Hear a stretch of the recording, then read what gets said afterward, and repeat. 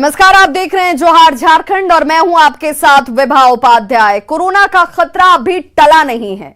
अब तीसरी लहर आने की आशंका जाहिर की जा रही है और इसे लेकर स्वास्थ्य विभाग अलर्ट मोड पर है। बात कोल्हान के सबसे बड़े अस्पताल जमशेदपुर के एमजीएम की करें तो यहां कोरोना के तीसरी वेव से निपटने की तैयारी कैसी है, इसका जायजा लिया संवाददाता अभिनव कुमार ने। मैं खड़ा हूं कोल्हान के सबसे बड़े सरकारी अस्पताल में यानी एमजीएम अस्पताल में, जो तीसरी वेव को लेकर के कितना तैयार है। आइए हम ग्राउंड रियलिटी चेक करते हैं और आपको भी दिखाते हैं। जैसा कि आप देख सकते हैं, ये 4 भवन तैयार किए गए हैं। टोटल 130 बेडों का आईसीयू बेड्स हैं जो फुल्ली मॉड्यूलर हैं और ये पूरी तरह से तैयार हो चुकी है, बस इसे खोलना बाकी है। तो ये जो तैयार की गई है फुल्ली एयर कंडीशन है, सारे चीज़ खुद में अटैच है सब कुछ। हम आपको अंदर का भी नज़ारा दिखा देते हैं। ये आप देख सकते हैं, बेड पूरी तरह से तैयार है। यहाँ पे अटेंडर को बैठने के लिए बनाई गई है। ये इस तरह की बेड फुल्ली मॉड्यूलर जो आईसीयू बेड होती हैं, ये पूरे जो चारों आप वार्ड देख रहे हैं उसमें बनाई गई है। ये टोटल 130 की संख्या है जो मेरे ख्याल से 1 महीने में पूरी तरह से कंप्लीट की गई है। ऑक्सीजन की भी पाइपलाइंस बिठा दी गई है, ऑक्सीजन भी कनेक्ट कर दिया गया है। ये फुल्ली ट्राइड एंड टेस्टेड हो चुके हैं।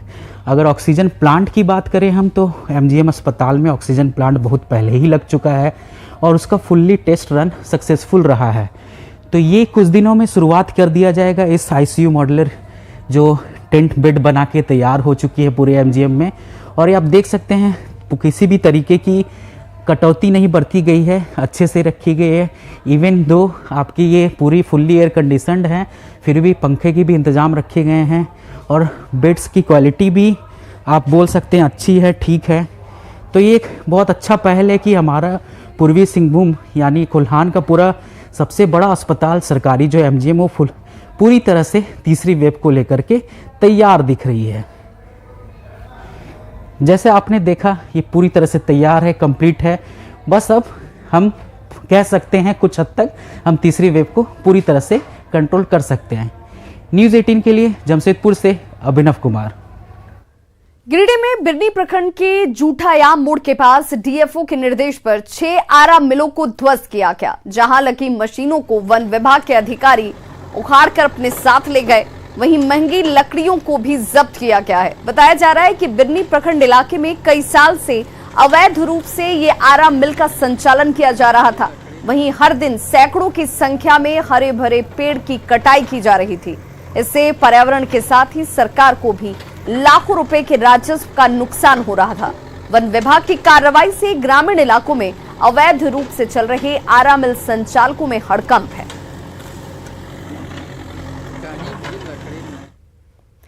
गढ़वा में मेराल थाना पुलिस ने गुप्त सूचना के आधार पर अभियान चलाकर 4 देसी शराब भट्टियों को ध्वस्त कर दिया। संगबरिया, बसरिया और बिकताम के जंगलों की तस्वीरें आपके सामने हैं, जहां ये अभियान चलाए गए और चारों शराब भट्टी से करीब 90 लीटर तैयार देसी महुआ के साथ शराब बनाने के उपकरण और बर्तन जब्त किए गए। पुलिस की इस कार्रवाई से अवैध देसी शराब कारोबार में जुड़े हुए लोगों के बीच हड़कंप है। इस सब हाफ जो निकल रहा है दारू है। रामगढ़ के झंडा चौक के पास गणेश मूर्ति विसर्जन के जुलूस में बेलगाम स्कॉर्पियो, देखिए तस्वीरों के जरिए हम आपको दिखाने जा रहे हैं कि कैसे ये स्कॉर्पियो जो है वो जुलूस में घुस जाती है। घटना में 6 से अधिक लोग इस दौरान गंभीर रूप से घायल हो गए। इनमें से एक घायल अभिषेक की इलाज के दौरान मौत हो चुकी है। तस्वीरें आपके सामने, ये वही स्कॉर्पियो जो मौत बनकर सड़क पर दौड़ती हुई नजर आई। पहले इसने जुलूस में घुसने से पहले 2 वाहनों में टक्कर मारी थी और उसके बाद बेतहाशा भागने के क्रम में मूर्ति विसर्जन, जो कि गणपति मूर्ति विसर्जन किया जा रहा था, जुलूस निकली हुई थी, उस भीड़ में घुस जाती है। 6 लोग इस दौरान जख्मी हुए। एक शख्स की मौत हो चुकी है। जिस शख्स की मौत हुई है उसका नाम अभिषेक बताया जा रहा है, जो लोहाट टोला का रहने वाला निवासी था। घटना के बाद स्कॉर्पियो लेकर चालक यहां से फरार हो गया। आक्रोशित लोगों ने हादसे के विरोध में सड़क जाम कर दिया था। घटना के बाद तेज रफ्तार स्कॉर्पियो का सीसीटीवी और मोबाइल पर वायरल वीडियो अब सामने आ चुका है। तेज रफ्तार स्कॉर्पियो ने इससे पहले बेसिक स्कूल के पास एक ऑटो और फिर कार को अपनी चपेट में लिया और इसके बाद ये जुलूस में शामिल लोगों को टक्कर मारते हुए यहां से भाग खड़ा हुआ। स्कॉर्पियो हजारीबाग का बताया जाता है। फिलहाल पुलिस इस स्कॉर्पियो और उसके ड्राइवर को पकड़ने में जुटी है।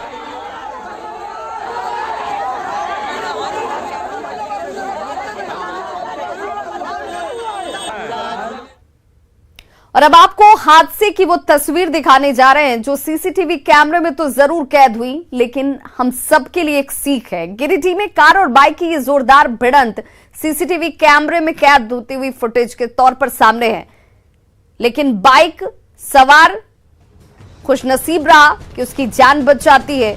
जोरदार टक्कर में बाइक पूरी तरह से क्षतिग्रस्त हो गई, लेकिन ये शख्स उछलकर कार की बोनट पर जा गिरा और इस वजह से इसकी जान बच गई।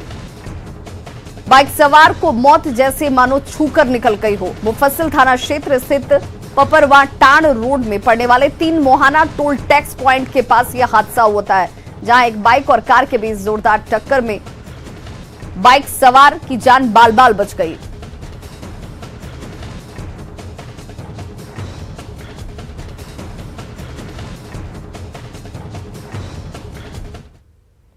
पूर्वी सिंहभूम में घाटशिला अनुमंडल के गुड़ाबांधा में सड़क की सुविधा आज तक लोगों को नहीं मिल पाई। यहां के बीहड़ और दुर्गम इलाके में बसे गांव मटियाल डीह में लोग कीचड़ और फिसल युक्त कच्ची सड़क से होकर आने जाने को विवश और मजबूर किस कदर हैं। ये देखिए, ये वो रास्ते हैं। इसे रास्ता कहना भी गलत होगा क्योंकि कीचड़ से सना हुआ ये पूरा इलाका आपको दिख रहा होगा और यही लोगों के लिए आवाजाही का साधन भी है। यही वो रास्ता और मार्ग कह लीजिए। बरसात के दिनों में ये सड़क चलने लायक नहीं होती है। दलदल के रूप में ये सड़क पूरी तरह से तब्दील हो जाती है और लोग फिसलन के बीच ही यहां से आवाजाही करने को मजबूर हैं। अगर कोई बीमार हो जाए तो मरीज को खाट पर लादकर मुख्य सड़क तक ले जाने की चुनौती देखिए किस तरीके से इन लोगों के बीच होती है और तब जाकर ये शख्स खुशनसीब रहा तो अस्पताल तक पहुंच सकता है। 150 लोगों की आबादी वाले इस गांव में अविभाजित बिहार के वक्त से ही सड़क नहीं है और अधिकारियों और नेताओं से लगातार गुहार के बाद अब तक इनकी फरियाद सुनी नहीं गई। लोगों की समस्या का समाधान नहीं निकला और सड़क नहीं बन पाई। यह मटियाली टोला है। हमका सड़क तो बेहद खराब है। पेशेंट भी ऐसे ले जाते हैं तो कीचड़ होके जाना पड़ता है।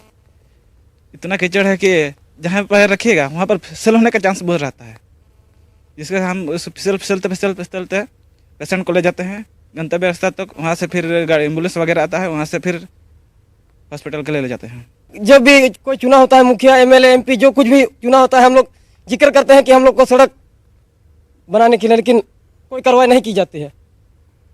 जब भी कोई आता है हम लोग करवाते हैं, लेकिन कोई ध्यान नहीं दे रहा है इसमें। गोड्डा में बसंतराय के परबत्ता गांव में आजादी के 75 साल बीतने के बाद भी अब तक सड़क नहीं बन पाई।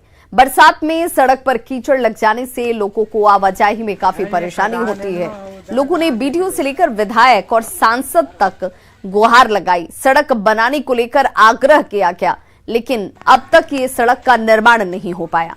नेता हर बार आश्वासन देकर वोट जरूर ले जाते हैं और उसके बाद फिर लौटकर वापस इन लोगों की सुधि कोई नहीं लेता। वहीं न्यूज 18 ने जब बीडीओ को इस मामले की जानकारी दी तो उन्होंने गांव के कुछ लोगों पर जमीन देने से इनकार करने की बात कही और इस वजह से ही सड़क नहीं बन पा रही है, ये दलील दी गई।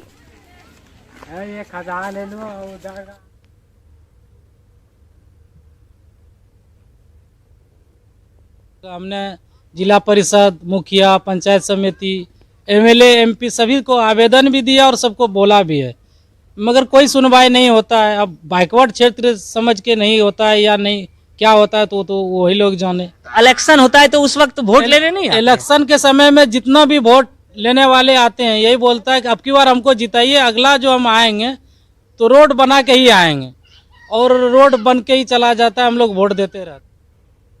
रांची में साइबर अपराधी नए नए पैतरों का इस्तेमाल कर लोगों की गाढ़ी कमाई पर हाथ साफ कर रहे हैं। कहीं लोगों के बैंक खातों की जानकारी लेकर ऑनलाइन ट्रांजैक्शन कर रहे हैं तो कुछ लोगों को सेक्टोर्शंस में फंसाकर ब्लैकमेल किया जा रहा है।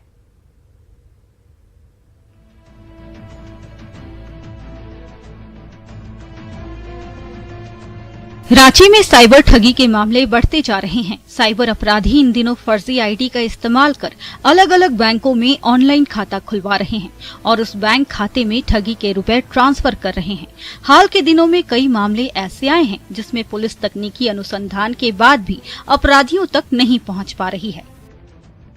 मनी के एनालिसिस में जो अभी तक इन्वेस्टिगेशन में हमारे रांची पुलिस के इन्वेस्टिगेशन में आए हैं वो जनरली खातों का ट्रांसफ़र पहले किसी यूपीआई वॉलेट या फिर ई वॉलेट से करके किसी बैंक अकाउंट में करते हैं और जो मैक्सिमम जो खाता जिसमें अभी ट्रांसफ़र इन्वेस्टिगेशन के दौरान हमें मिल रहा है वो स्मॉल पेमेंट बैंक्स का है या फिर वैसे बैंक्स का है जिसमें ऑनलाइन खाते खुलवा।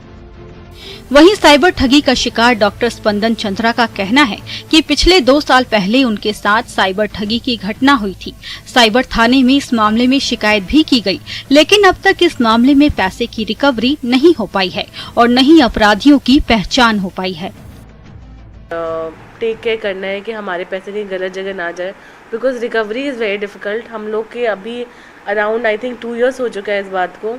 हमने केस FIR भी किया था, सब कुछ किया था, बट बिकॉज़ वो दिल्ली का गैंग था तो यहाँ के लोकल पुलिस ने बोल दिया कि हम लोग कुछ नहीं कर सकते इस बारे में।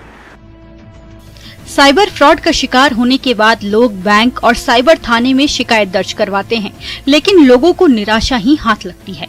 बैंक उसी अकाउंट पर कार्रवाई करती है जिसमें पैसे ट्रांसफर होते हैं, लेकिन साइबर अपराधी बहुत सतर्क रहते हैं। वह तुरंत इन पैसों को दूसरे मोबाइल वॉलेट, पेटीएम या बैंक अकाउंट में ट्रांसफर कर देते हैं और डेबिट कार्ड के जरिए राशि निकाल लेते हैं, जो पुलिस के लिए परेशानी का सबब बना हुआ है।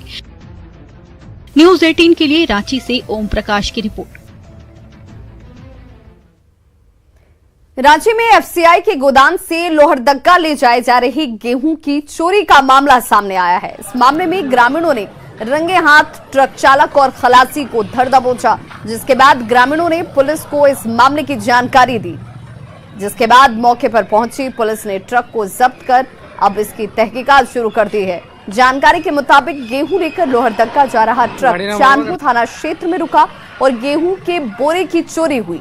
एफसीआई गोदाम से ट्रक गेहूं के 500 बोरे लेकर लोहरदगा के लिए निकला था।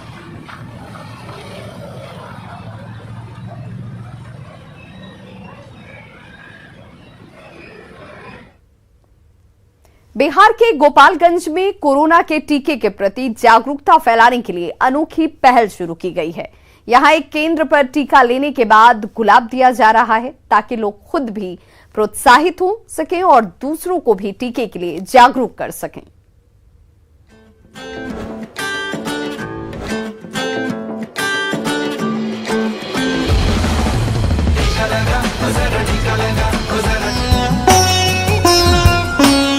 टीके की डोज पर मिल रहा रोज, टीका लगवाइए, गुलाब पाइए। मत बनिए फूल, टीका है कूल।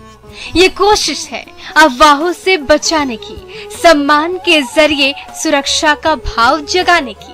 तस्वीरें बिहार के गोपालगंज शहर के अंबेडकर भवन टीका केंद्र की है, जहां लोगों को गुलाब देकर सम्मानित किया जा रहा है और बताने की कोशिश भी की जा रही है कि टीका 100% सुरक्षित है। इसलिए ना सिर्फ खुद लगवाइए बल्कि दूसरे को भी टीका केंद्र तक लाइए। यहाँ पर गुलाब देने का परंपरा ये इसलिए भी हम दे रहे हैं कि गुलाब देने के बाद हमारी जो वैक्सीनेटर हैं, मतलब वैक्सीन ले रहे हैं, वो लोग काफी खुश हो जाते हैं और वो जाके अपने पति को, अपने माता पिता को ये बताते हैं कि मैंने तो वैक्सीन ले लिया, क्या आपने लिया? टीका को लेकर अभी भी तरह तरह की भ्रांतियां फैली हैं। लोग टीका लगवाने में हिचक रहे हैं, कुछ लोग टीका लगवाकर भी आशंकित हैं। लोगों की उसी हिचक और आशंका को दूर करने और उन्हें जागरूक करने के लिए प्रशासन ने ये पहल शुरू की है। अंबेडकर भवन में आयोजित इस टीका केंद्र पर मिल रहे प्रोत्साहन से लोग काफी प्रभावित हो रहे हैं और दूसरे लोगों को भी टीका के लिए प्रेरित कर रहे हैं। इस टीका केंद्र पर लोगों को किसी भी तरह की दिक्कत ना हो, इसके लिए खास व्यवस्था भी की गई है। कोरोना से लड़ने का टीका ही कारगर हथियार है, ये बात करोड़ों लोग समझ चुके हैं और उन्होंने टीका भी लगवाया है। लेकिन जिनको ये बात समझ नहीं आई, उन्हें जल्द समझ लेनी चाहिए। टीका संजीवनी है, देर मत कीजिए, खुद भी लीजिए और दूसरे को भी लेने के लिए प्रेरित कीजिए। Bureau report, news city network.